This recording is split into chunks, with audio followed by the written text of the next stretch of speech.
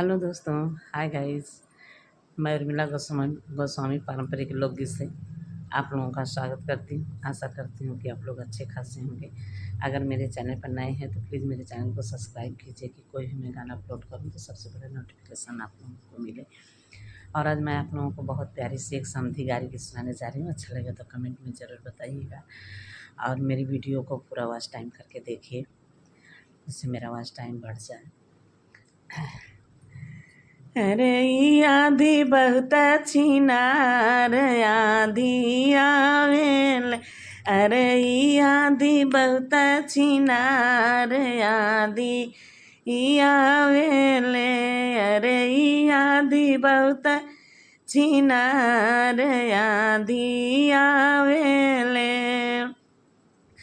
अधिया में उड़ली नामी का बहिना, अधिया उड़ली नामी का बहिना, अरे गिरली गाजीपुर बाजार आधी आवेले, अरे गिरली गाजीपुर बाजार आधी आवेले।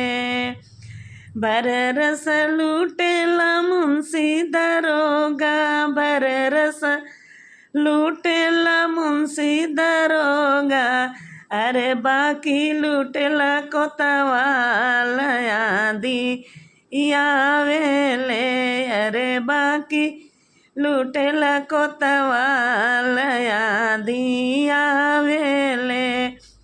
अरे आधी बहुत छिनार आधी आवेले।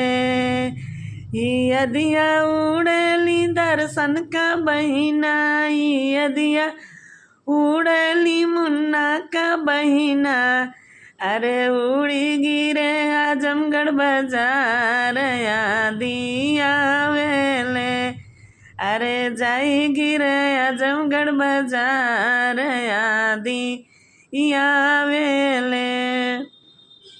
बररस लूटेला मुंशी दरोगा, बररस लूटेला मुंशी दरोगा, बाकी लूटेला कोतवाल आधी आवेले।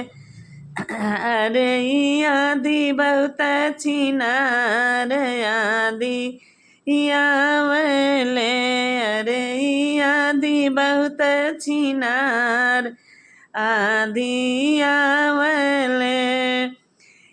अधिया उड़े उमेश का बहिना, अधिया उड़े उमेश का बहिना, अरे जाई गिरे जखनिया बाजार आधी आवेले, अरे जाई गिरे जखनिया बाजार आधी आवेले। बररस लूटेला मुंशी दरोगा, बररस लूटेला मुंशी दरोगा, बाकी लूटेला थानेदार आधी आवेले, अरे बाकी लूटेला थानेदार आधी आवेले, अरे आधी बहुत छिनार आधी आवेले।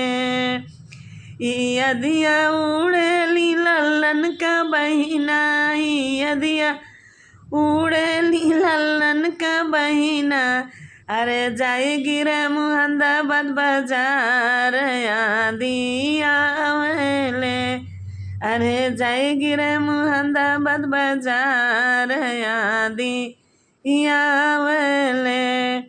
बररस लूटेला मुंशी दरोगा, बररस लूटेला मुंशी दरोगा, अरे बाकी लूटे कोतवाल आधी आवेले, अरे बाकी लूटे कोतवाल आधी आवेले, अरे आधी बहुत छिनार आधी आवेले, अरे आधी बहुत छिनार आधी आवेले। गारी गीत कैसा लगा कमेंट में ज़रूर बताइएगा। मेरे समधी हैं, नंदोई हैं, उन्हीं के लिए मैं गाई हूँ। आप लोग अपने पे मत लीजिएगा। अच्छा लगेगा तो कमेंट में ज़रूर बताइएगा, बुरा मत मानिएगा। ये जो रिलेशन के होते हैं हंसी मजाक वाले, उन्हीं लोगों के लिए गाया जाता है। मैं अपने समधी और नंदोई के लिए गाई हूँ। अच्छा लगे तो कमेंट में ज़रूर बताइएगा।